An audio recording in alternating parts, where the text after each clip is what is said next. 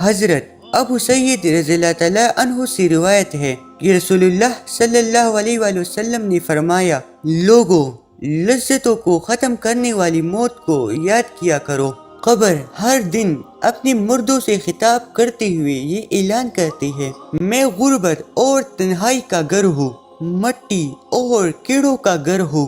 جب مومن کو دفن کیا جاتا ہے تو قبر اس کو مرحبا کہتے ہوئے خوشخبری سناتی ہے کہ میری پشت پر چلنے والوں میں تو بڑا محبوب تھا، آج میں تیری ہو گئی اور تو میری طرف آ گیا، تو اب میرے احسان کو دیکھ لے گا۔ یہ کہہ کر قبر تحت نگاہ کشادہ ہو جاتی ہے اور جنت کا دروازہ اس کے لیے کھول دی جاتی ہے، جہاں سے اس کو جنت کی تازہ ہوا آتی ہے۔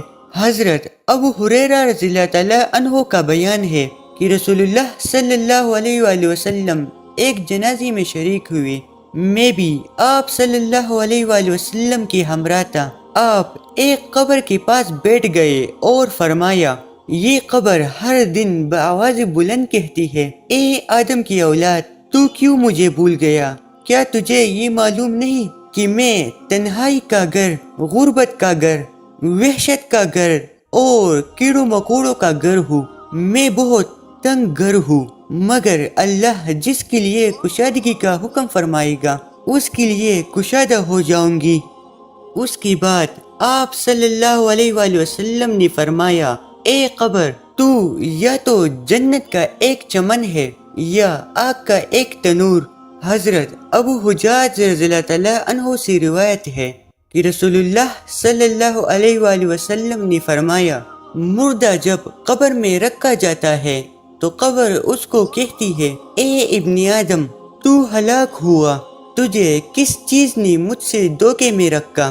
کیا تجھے یہ معلوم نہ تھا کہ میں فتنہ، تاریکی اور کیڑوں مکوڑوں کا گھر ہوں؟ تجھے کس چیز نے مجھ سے بہکا کر نڈر کر دیا اور تو میری پشت پر خوب اکڑ کر چلتا تھا؟ اگر وہ مردہ نیک ہوتا ہے تو اس کی طرف سے قبر کو جواب دینے والے جواب دیتے ہیں، اے قبر، تو دیکھ تو صحیح اس کی اعمال کیسے ہے، یہ اچائی اختیار کرتا تھا اور برائی سے باز رہتا تھا۔ یہ سن کر قبر کہتی ہے، بے شک یہ نیک تھا، اب میں اس کے لیے سرسبز ہو جاتی ہوں۔ مردے کا جسم اس وقت منور ہو جاتا ہے اور اس کی روح اللہ تعالیٰ کی طرف بھیج دی جاتی ہے۔ حضرت عبداللہ بن عبید رضی اللہ تعالیٰ عنہ سے روایت ہے کہ رسول اللہ صلی اللہ علیہ وآلہ وسلم نے فرمایا، مردہ قبر میں بیٹھتا ہے اور ان لوگوں کے پیروں کی آواز بھی سنتا ہے جو اس کی جنازے کے ساتھ قبر تک گئے ہو۔ مردے سے اس کی قبر کہتی ہے، اے ابن آدم، تیری ہلاکت ہو، تو نے میری تنگی، بدبو اور کیڑوں مکوڑوں کا خوف نہیں کیا، اس لیے تو نے ان چیزوں سے بچنے کے لیے تیاری نہ کی۔ بدعمال مردے سے قبر کہتی ہے، تجھے میری تاریکی، میری وحشت، میری تنہائی اور تنگی اور میرا غم یاد نہیں رہا؟ اس کی بعد قبر اس کو جکڑ دیتی ہے، جس کی بعد اس کی پسلیوں کی ہڈیاں ایک دوسرے میں پیوست ہو جاتی ہے، جبکہ نیک بندے کے لیے قبر کشادہ کر دی جاتی ہے اور اس کی دائیں طرف ایک کھڑکی کھول دی جاتی ہے جہاں سے اس کو جنت کی ہوا آتی ہے۔